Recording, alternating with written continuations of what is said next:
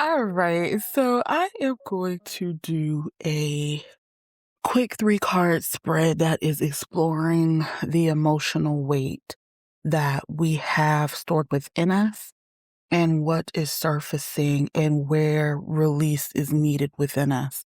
This reading is inspired by my own personal journey, where this week I have noticed that a lot of things, emotional weight that I have tried my hardest to bury, tried my hardest to push to the side, is coming up. And I mean randomly. So every reading that I do from this standpoint for emotional healing, shadow work, any type of just understanding who I am at my depths, I'm doing it for the collective because I know dang on well that I am not the only person that is working through this. So if you relate to the purpose of this reading, the intention of this reading, let's get into it. So the first question that we're pulling on is, what have I been unconsciously holding? What have we been, unconsciously holding on to? So let's see what we get for that. And then after I pull all of them, and then I'll tell you which ones that we get. What have we been unconsciously holding on to? Let's see if something comes. All right, so let's see what we get. All right. How has this been shaping our identity and our energy? Okay. And what release or boundary is now being asked for from spirit? Come on now. All right. All right. So the first question was, what have I been unconsciously holding on to? What have we been unconsciously holding on to emotionally? What is the emotional weight? And we got indecisiveness, ego, feeling of being lost, and judgment.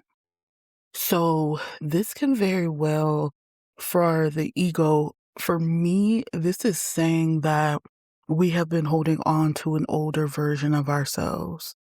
Indecision about, should we let that side of us go, that part of us go, or do we step into the new point of view, behavior, thoughts, actions towards others, the way that we take care of ourselves? Do we let that change? Do we surrender? How do we surrender to who we once were in order to release this emotional weight that we've been holding on to, because it's weighing us down. It's weighing us down. So the second question was, how has this holding on to this ego, how has it been shaping our identity or our energy? And we got passion, epiphany, entrepreneurship, and driven. So holding on to our ego hasn't necessarily affected us all in a bad way. We are, some of us, you may, align with this. I know I definitely do. We have become very independent, very driven, very passionate about what is around us, what we want to do, how our lives are going. We have the reins. We have control over everything, including our emotions, no matter how incorrect that statement be, may be. Holding on to our ego, holding on to that indecisiveness of leaving the past pieces of us in the past, gives us some sense of control where we feel like we are checking off a to-do list.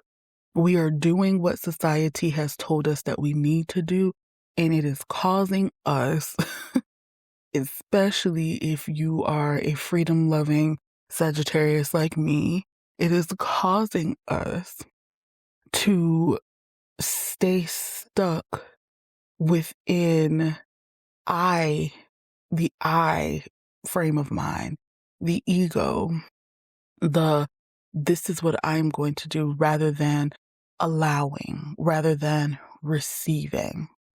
And this is how our ego has shaped who we are and the energy that we give off. Now, the last one, what release or boundary is now being asked? Ooh, and we got caretaker, chaotic, self-critical, and shame. Ooh, my goodness. What is needing to be released is the thoughts or the shadow that comes up within us when we release this ideology of who we were taught to be at the expense of ourselves.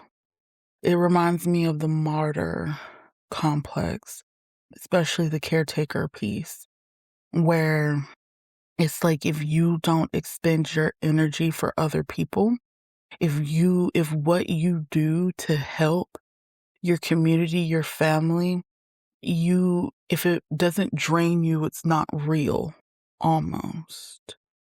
And per this reading, it's almost saying that we are being asked to release or let go of the shame that comes with you choosing and setting a boundary not to be that person anymore, not to be the person who takes care of everyone else and does not take care of yourself.